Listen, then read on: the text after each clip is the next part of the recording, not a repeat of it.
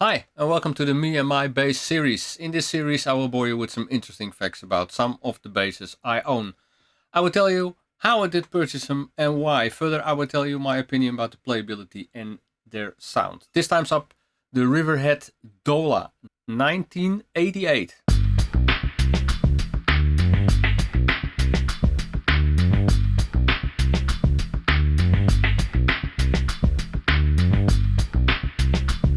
This bass is made in Japan. It's a one-piece hard maple or solid alder body.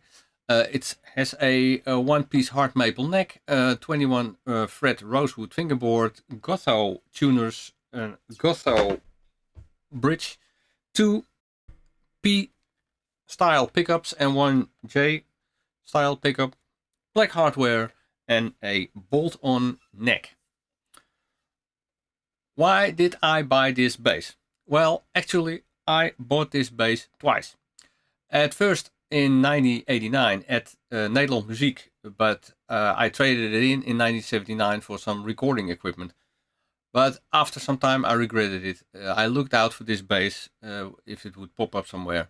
I investigated the right name for this model, although there is a small hardcore community of Riverhead fans in the USA. Nobody could tell me what the right name of this bass actually was. The only thing I know is the fact that it was sold to me as a Riverhead Dola. In 2019, somebody finally had it for sale. Her name was Dini, and I wondered if it was my old bass. I asked the seller where she bought it, and she produced a photo of their receipt. It was in fact another shop where she bought it, also in 1989, but that shop, together with another one where I bought it, worked together at that point. So my conclusion was that there were at least 3 of those basses sold in the Netherlands, one in each store, making this model even more rare. Let's talk about the history of Riverhead. It's established in 1984 by Satoshi Kayasaka, founder of Headway Co. Limited and Deviser Co. Japan. Riverhead guitars and basses were produced in Japan, exported to 50 countries all over the world, mainly the USA, Canada and Europe, amongst others. Various electric guitars and bass models such as the Wizard series, Jerk series, Phantom series, Jupiter series, RS series and Unicorn series gained popularity among professional musicians for quality sound and cutting-edge design. In 1984, due to the economic crisis in Japan, the production of Riverhead guitars for exportation was ceased.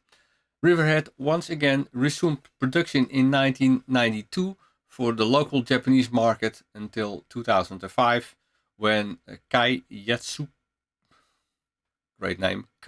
Yatsusuka established a manufacturing plant in the Philippines. In 2015, as the Philippine factory was firmly established, Kai Yatsuzuka once again revived the Riverhead brand with the exact same quality as the Japanese-made instruments before. Riverhead guitars and basses are proudly handcrafted today in the Philippines.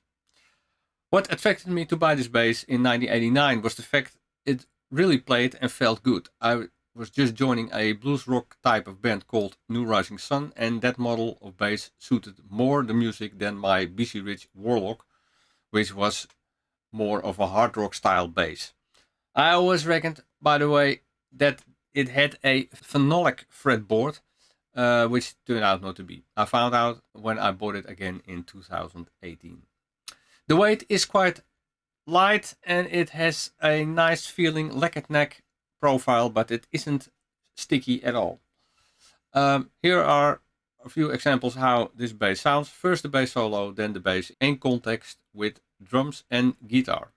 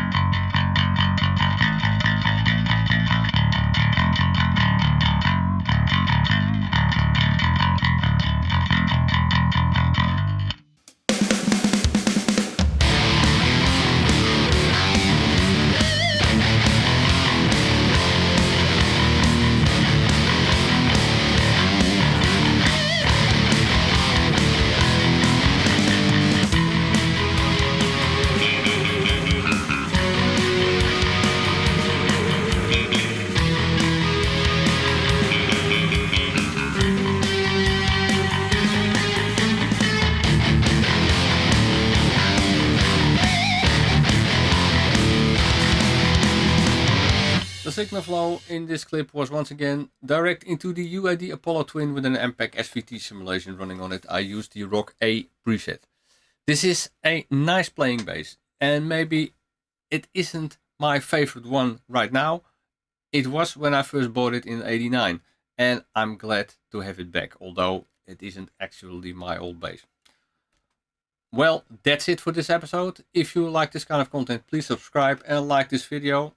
Push the button on the lower right side. Thanks for watching, and until next time, see you. Bye bye.